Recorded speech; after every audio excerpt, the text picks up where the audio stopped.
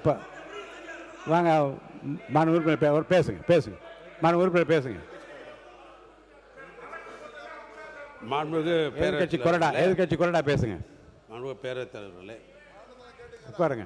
நம்முடைய முன்னாள் முதலமைச்சர் நீங்கள் சொன்ன மாதிரி சிறப்பாக பேசிக்கொண்டார். நம்ம எல்லாமே அவருடைய பேச்சை கவனித்து கொண்டு தான் இருந்தோம். கடைசியாக இறுதியாக ஒரு கருத்தை சொல்லுகிற பொழுது மாண்புமிகு அமைச்சர் பெருமக்கள் இருந்து அதற்குரிய விளக்கங்கள் என்ற பேரில் சிலர்கள்லாம் சொன்னார்கள். அது அவர்களுக்கு ஆத்திரத்தை மூட்டுகிற அளவுக்கு அந்த நிகழ்வு இங்கே நடைபெற்று விட்டது.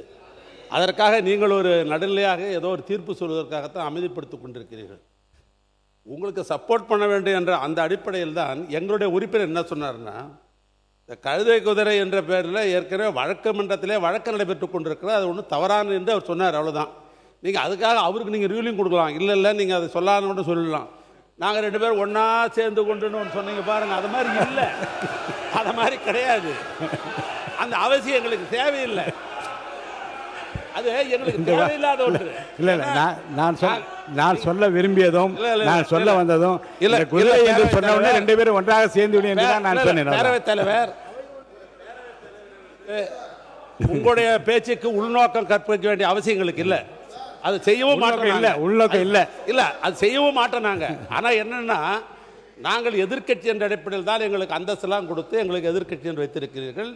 உங்களுடைய பேச்சை முழுமையாக நடுநிலையாக நீங்கள் நடத்தி கொண்டிருப்பது தான் எங்களுக்கு இருக்கிற பாதுகாப்பை. அவருக்கு பதில் சொல்ல வேண்டும் என்ற அடிப்படையில் ஏதோ ஒரு நிலையாற்றில் எப்படி நீங்கள் சொல்லிட்டீங்க. ஆனால் அது அப்படியல்ல. நாங்கள் வேறு கட்சி, அவங்க வேறு கட்சி, அவங்களும் ஆண்ட கட்சி, நாங்களும் ஆண்ட கட்சி. அடுத்த முறை ஆடலான்னு நாங்கள்லாம் திட்டம் போட்டிருக்கிற கட்சி எங்கள் கட்சி. அடுத்த முறை நாங்கள் தான் ஆளணுன்ற திட்டம் போட்டு கொண்டிருக்கிற கட்சி. இப்படிப்பட்ட நிலையில் அவங்களுடைய பிரச்சனையை நீங்கள் தீர்ப்பதற்குத்தான் வேண்டிய முயற்சி செய்யணும் மொழிய அந்த குற்றச்சாட்டு நாங்கள் இல்லை. அது மாதிரி நாங்களும் ஒன்றா இல்லை. பள்ளி கல்வித்துறை அமைச்சர் அவர்கள் பள்ளி கல்வித்துறை முடிச்சிருங்க. பேரவைத் தலைவர் அவர்களே, உண்மையிலேயே தமிழக சட்டமன்ற வரலாற்றை புரட்டி பார்க்கிற பொழுது நமக்கு கிடைத்திருக்கக்கூடிய பேரவைத் தலைவர் என்பவர் முதல் முறை ஆட்சியினுடைய தினசரி தகவல்களை நேரலையில் தருபவர் மட்டுமல்ல, முழுமையான நேரலை முதல் முறையாக வரலாற்றிலேயே உங்கள் மூலமாக தான் சென்று கொண்டிருக்கிறது. 2 கிட்டத்தட்ட 40 மணித்துளிகள் மதிப்பிற்குரிய முன்னாள் முதல்வர் அண்ணன் எடப்பாடியார் அவர்கள் பேசுகிற பொழுது அத்தனை கருத்துகளும் எதிர்கருத்துகள் இருந்த போது கூட அதை அதிகம் இடைச்சல்கள் செய்யாது முழுமையாக கேட்டு முடித்து, அதன் பிறகு இறுதியில் அவர் சொல்லக்கூடிய சில கருத்துக்கள் மீது அவரே சொன்னார், இது கேட்கும்போது கஷ்டமா இருக்கும்னு. அந்த கருத்துக்களுக்கான எதிர்வினையாக இங்கே பேசும்போது கூட ஒவ்வொரு கட்சிக்கும் ஒவ்வொரு உறுப்பினர்களுக்கும், ஆளுங்கட்சி மட்டும் பேசாது, எதிர்கட்சி சகல கட்சி உறுப்பினர்களுக்கும் நியாயமான உண்மையிலே அவர்களுக்கு தேவையான நேரத்தை ஒதுக்குவதையும் முதல் முறையாக வரலாற்றிலே இப்படி ஒரு பேரவைத் தலைவர் கிடைத்திருப்பது எங்களுக்கெல்லாம் ஒரு மிகப்பெரிய பொக்கிஷம்.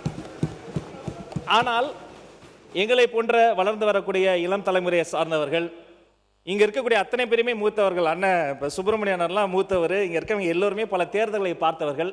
அவர்களை காட்டி எங்களுடைய தம்பிகளுக்கும் தங்கைகளுக்கும் நாங்கள் இப்படி இருக்கணும், டெக்கோரம் இப்படி இருக்கணும் சொல்ல வேண்டிய நேரத்தில் பேரவைத் தலைவர் எழுந்து நின்றால் அனைவரும் அமர்ந்து விட வேண்டும். உங்களுக்கு தெரியாத மரபல்ல. நீங்கள் எழுந்து நின்ற பின்பும், நீங்கள் பலமுறை சொன்ன பின்பும் அப்படி கூச்சலிடுவதோ நடு மன்றத்திற்கு வருவதோ ஏற்புடையதல்ல.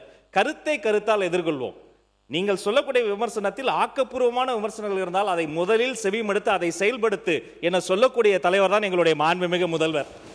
நீங்கள் பேசுகிற பேச்சில் ரசிக்கும்படியான பேச்சு இருந்தால் அதை பாராட்டக்கூடிய முதல் ஆளாகவும் தமிழக வெற்றி கழகம் தான் இருக்கும். எனவே ஆக்கப்பூர்வமாக, ஆரோக்கியமாக கருத்தை கருத்தால் எதிர்கொள்வோம் என்பதை உங்கள் மூலமாக தெரிவித்துக் கொள்கிறேன். மாண்புமிகு முன்னாள் முதலமைச்சர் எடப்பாடி பழனிசாமி அவர்கள். மாண்புமிகு பேரவைத் தலைவர்களே, ஒரு கட்சி சார்பாக போட்டியிட்டு அந்த கட்சியை வேட்பாளர் வெற்றி பெறுவதற்கு எவ்வளவு கடுமையான உழைப்பார்கள் சிந்தித்து பார்க்கணும். இங்கே வந்திருக்கிற எல்லா எம்எல்ஏவுக்கும் தான் பொருந்தும். இதே எங்க எம்எல்ஏ மட்டும் பொருந்தும் நினைக்காதீங்க, அனைவருக்கும் பொருந்தும். ஒரு சட்டமன்ற உறுப்பினரை தேர்ந்தெடுப்பதற்கு அந்த கட்சியின் சார்பாக சுமார் 6000 பேர் பணியாற்றினா தான் அந்த வேட்பாளர் வெற்றி பெற முடியும். இரவு பகல் வராமல் ரத்தத்தை விரைவாக சிந்தி வாக்களை சந்தித்து வாக்களை பெற்று வெற்றி பெற்ற பிறகு அவர் வெளியேறினா அந்த கட்சியில் தொண்டர்கள் எப்படி மனம் ஒதுக்கும் என்பதை உணர்வுபூர்வமாக நீங்கள் சிந்திக்கப்பட வேண்டும். நீங்கள் முதல் எம்எல்ஏ ஆகிருக்கிறீங்க, நான் 6 முறை எம்எல்ஏ ஆகியிருக்கிறேன், அப்படிங்களா, ஒரு முறை நாடாளுமன்ற உறுப்பினர் ஆகிக்கிறேன். ஆக சிந்திக்க வேண்டும்.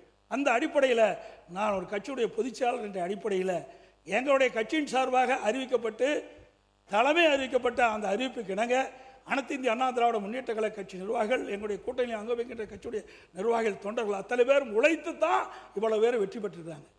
அதனால தான் அந்த கருத்தை சொல்ல வேண்டிய நிலைக்கு நான் தள்ளப்பட்டேன் என்பதையும் தங்களுடைய கவனத்துக்கு கொண்டு வரேன். அதோட நாங்களுடைய சொன்ன கருத்து உண்மையிலேயே உண்மையை காயப்படுத்தி இருக்குது. 2 பேரும் ஒன்னா சேரல, இல்லை நீங்க இருந்த காலத்திலையும் ஒன்னா சேரல, நாங்க இருக்கிற காலத்திலையும் ஒன்னா சேரல என்பதையும் ஒரு விளக்கம் மட்டும் நான் சொல்லிடுறேன். குதிரை பேரம் என்று உங்கள் தரப்பில் சொல்லப்பட்டவுடன் குதிரையும் அல்ல கழுதையும் அல்ல சொல்லி முடித்த பிறகு அவர் அதை ஒட்டி பேசியதால் இந்த கருத்தில் 2 பேரும் உடன்படி என்ற அர்த்தத்தில் தான் நான் சொன்னேனே தவிர நீங்கள் அது வேறு அர்த்தத்தில் நீங்கள் அர்த்தப்படுத்திக் கொள்ளக்கூடாது. அடுத்து நீங்கள் இப்போ முடிங்க, நீங்கள் முடிங்க. முக்கூர் சுப்ரமணியன் நீங்கள் உட்காருங்க. உங்கள் தலைவர் பேசும்போது நீங்கள் குறுக்க பேசாதீங்க, உட்காருங்க. பேரவைத் தலைவர் உட்காருங்க. இன்றைக்கு உறுதியளிக்கப்பட்ட ஓய்வு திட்டம், அந்த திட்டத்திற்கு கடந்த இடைக்கால பட்ஜெட்டிலேயே அதற்கு தேவையான நிதி ஒதுக்கப்பட்டதாக இன்றைக்கு ஒதுக்கப்பட்டுகின்றது. இப்பொழுது அரசாங்கம் அதை நிதி ஒதுக்கப்படவில்லை. அரசூழியில் மிகப்பெரிய குழப்பத்தை ஏற்படுத்தி கொண்டிருக்குது. அது மட்டும் இல்லை, மாண்புமிகு நிதியமைச்சர் சொல்லுகின்ற பொழுது இதற்கு மத்திய அரசிடம் அனுமதி பெற வேண்டும் என்று சொல்கிறாங்க. அவர்களை ஓய்வு வழங்குவதற்கு எந்த ஒரு அனுமதியும் பெற வேண்டியில்லை, மாநில நிதியிலிருந்து கொடுக்கலாம். ஏற்கனவே இடைக்கால பட்ஜெட்டில் முந்தைய அரசாங்கம் 11,000 கோடி ஒதுக்கப்பட்டு 14,000 கோடி ஒதுக்கப்பட்டுகின்றது என்பதையும் நேரத்தில் சுட்டிக்காட்ட விளைகின்றேன். அந்த பழைய ஓய்வு பெற்ற அந்த ஊழியர்களுக்கு ஓய்வு தொகை வழங்குவதற்குண்டான நடவடிக்கை இந்த அரசு எடுக்கப்பட வேண்டும். ஏற்றலும் ஈட்டலும் காத்தலும் காத்த வகுத்தலும் வல்ல அரசு என்ற அரசின் நிதி மேலாண்மை குறித்து ஐயன் திருவள்ளுவர் தெளிவுபட கூறியுள்ளார். இந்த தமிழக வெற்றி கழக கூட்டணி அரசு சமைத்துள்ள நிதிநிலை அறிக்கையில் ஏற்றம் இல்லை, வகுத்தலும் இல்லை, காத்தலும் இல்லை, மாற்றம் வரும் என்று நம்பி வாக்களித்த மக்களுக்கு இந்த அரசு நிதிநிலை அறிக்கை என்ற பெயரில் போகாத ஊருக்கு வழிகாட்டி விட்டதே என்ற வருத்தத்திலும் ஏமாற்றத்திலும் உள்ளர் என்ற உண்மையை கூறி அமைகின்றேன். மாண்பு உறுப்பினர் திருமதி லதா அவர்கள் நாளைக்கு விளக்கமாக உட்காருங்க. நாளைக்கு உங்களுடைய பதில் உரை இருக்கிறது. அவர்கள் என்னென்ன நிறைய கேள்வி கணைகளை தொடுத்திருக்கிறார்கள் எல்லாம் தொகுத்து வகுத்து நீங்கள் வரிசைப்படுத்தி நாளை உங்களுடைய பதில்கள் கூறினால் அது பொருத்தமாக இருக்கும். போதுமே. திருமதி லதா உட்காருங்க. வேண்டாம் நோ கான்ட்ரவர்சி. உட்காருங்க. மாண்புமிகு இல்லை வேண்டாம், இப்போ வேண்டாம், இல்லை இப்போ இது உட்காருங்க.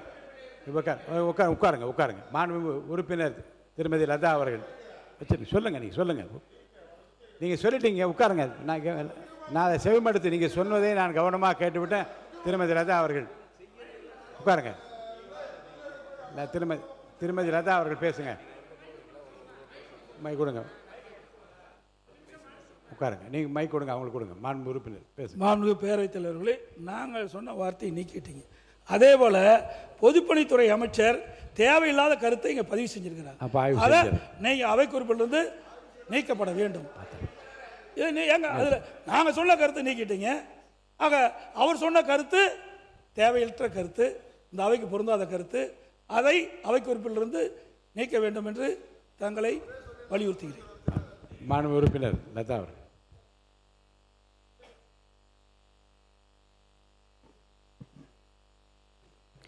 ரெண்டாயிரத்தி 26-27 ஆண்டு நிதிநிலை அறிக்கை மீதான விவாதத்தை துவங்குகிறேன்.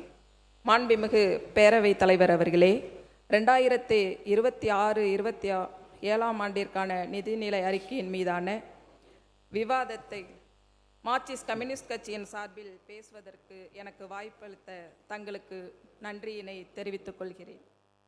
பிளே ஸ்டோர் மற்றும் ஆப் ஸ்டோரில் இருந்து பாலிமர் செயலியை QR கோடு மூலம் பதிவிறக்கம் செய்யுங்கள். செய்திகளை உடனுக்குடன் பெறுங்கள்.